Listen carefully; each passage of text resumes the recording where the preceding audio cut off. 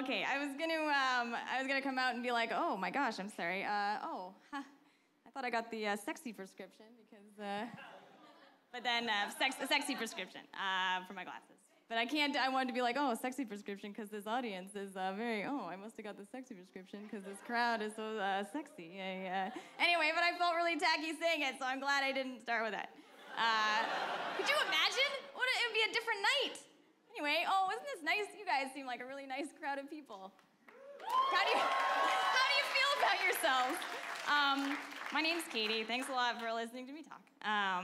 I'm from, I live in Los Angeles now, but I'm from Toronto, and I like all cities. And when I lived in Toronto, I would ride my bike everywhere, and I don't do that anymore as much as I'd like to, because I was scared.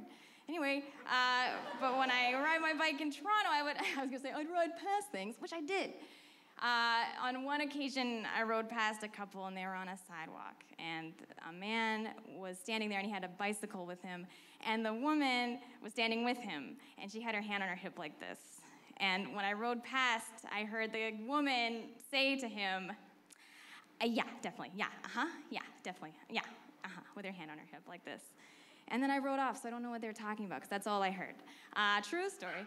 Anyway, that's one for the books. Anyway, because I'm creative, I was like, I wonder what he said to her to make her respond in that way. I wonder what he said, and because I am a creative person, I feel that he must have said something to her like this. He must have said, "Hey there, lady, what you think of my bike? I'd like to know what you think of my bike. I could take you over here, I could take you over there, I could take you all around the square, but I won't take you where you won't wanna go. You won't wanna go, you won't wanna go. No, I won't take you where you won't wanna go. You won't wanna go, you won't wanna go." I say, "Hey there, lady, what you think of my bike? I'd like to know what you think of my bike. I could take you over here, I could take you over there, I could take you all around the square, but I won't take you where you won't wanna go. Do you like this song at least?" "Yeah, definitely, yes, yes, definitely, yes, definitely." Oh, thank you. Also, one thing I did notice on my way out here, I was like feeling around my pockets, and there's a piece of Kleenex that went through the wash. If anyone's interested in this piece of Kleenex, it's in my pocket, and okay. Anyway, free. Meet me out in the back. All right. Now I live in Los Angeles, oh my gosh, and I isolate myself because I'm not very social, and then I'll be like 5 in the evening, and I'll cough, and I'll be like, oh, I haven't spoken all day. Like, I haven't used my voice all day. I'll be like, oh, that's me, that's my voice.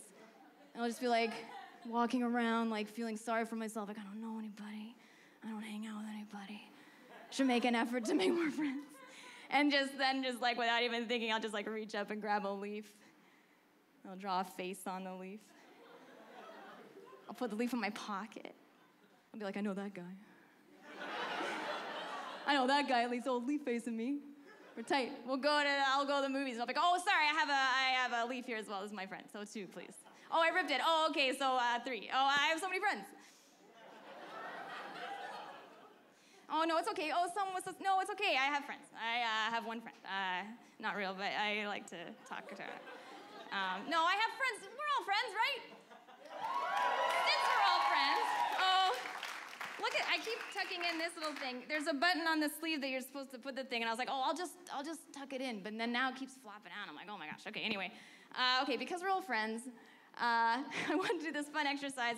I have a bad habit of like holding things in and like not being able to get over stupid events that happen in my life. So I thought it'd be really fun tonight because we're all here. Oh, you guys play a very important role. I'll say a stupid event that's happened in my life that I can't get over, and when I point the mic at you guys, you need to yell out as loud as you can, "Get over it, Crown." My last name's Crown. So, for example, I'll say like, oh, my shoes, I'm embarrassed by my shoes. Get over it, Crown. I will get over it. Oh my gosh, this is very powerful. Okay, great. All right, so now let's do it for real.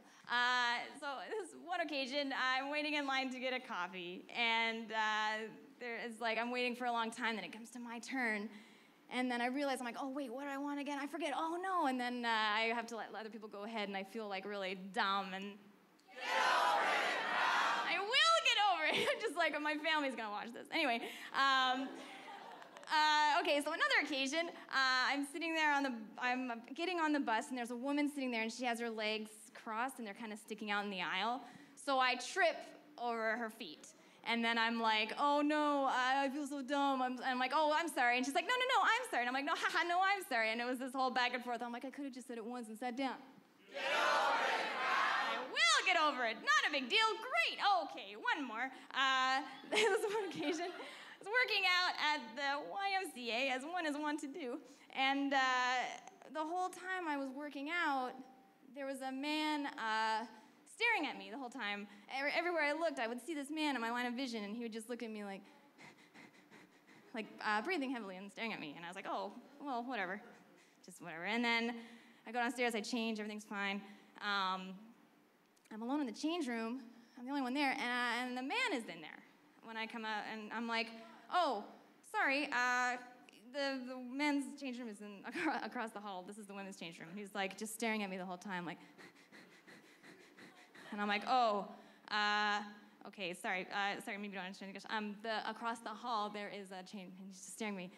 And then he takes out a knife, and he takes out his knife, and then, I don't know if you guys seen Terminator 2, but you know when the Terminator cuts his arm to show the endoskeleton underneath? So he does the thing where he takes out this knife, and he proceeds to cut the skin on his arm in such a way, and then pulls off the skin to show the bone and holds it up, and I'm like, and looking at me the whole time, like, and then drops the skin on the ground, and I'm like, oh my God, and by this time I'm freaking out, like I'm talking very calmly now about it, but I'm able to talk about it. But at this point I'm screaming, and I run upstairs to find someone who worked at the Y to be like, what the heck, something's going on here. So I see a guy, I run upstairs, I see a guy, he has a name tag, it says Miles. I go, Miles, you have to come help me. There's some guy downstairs in the women's change room. He cut off the skin to his arm, it's crazy, you have to come down. And he goes to me, he's like, oh yeah, they're gonna dupe old Miles again. You know what? No one's gonna make fun of old Miles again. I know you're with that group of crazy kids who made me think that dog could talk because you were throwing your voices from around the other side of the building. And I told him about my psoriasis, and I've never told anyone about my psoriasis before, and that was all your kids' fault. No one's gonna make fun of old Miles again. I'm like, Miles, are you kidding me?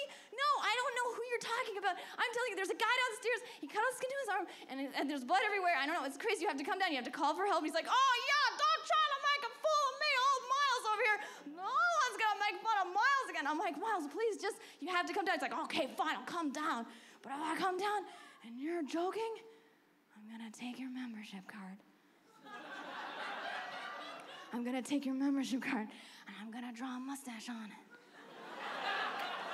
You're gonna be the duped one. And I'm like, okay, fine, that's great. I'll draw a mustache or what is this? Just come downstairs. So he comes downstairs, and the guy's gone. No one's there, and the change room's empty. There's no blood or anything on the floor, and I'm just like, Miles, you have to believe. He's like, oh, I see what this is. Get out of here. I'm like, Miles, no, you have to believe me. I'm not kidding around. This is true. I'm not kidding around. No, get out of here. You're making fun of old Miles. I told you what happened. He grabs my card and draws his mustache, flicks it back on my face. I'm like, oh my gosh, Miles, you have to believe it. No, go! I'm like, oh, fine. And I run upstairs, get on my bike, I ride home, and I'm just like, what just happened? That's crazy. Like, I don't even know what happened. I'm feeling all over emotional. And then I get home, and then when I get home, there's an envelope on my front door, like a large middle envelope, and sorry, I know this is a comedy show.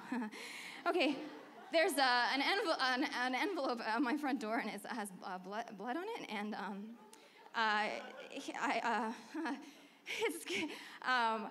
open the envelope, and it's his skin in the envelope, and it's wrapped in a bow shape, and he's clipped nails of some sort, of someone's nails, I assume there's, and placed them in such a way on the skin to spell words.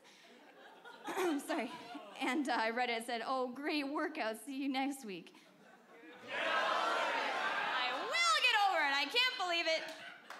All right, that's it for me. I'm Katie Crown. Thanks a lot, everybody. Thank you.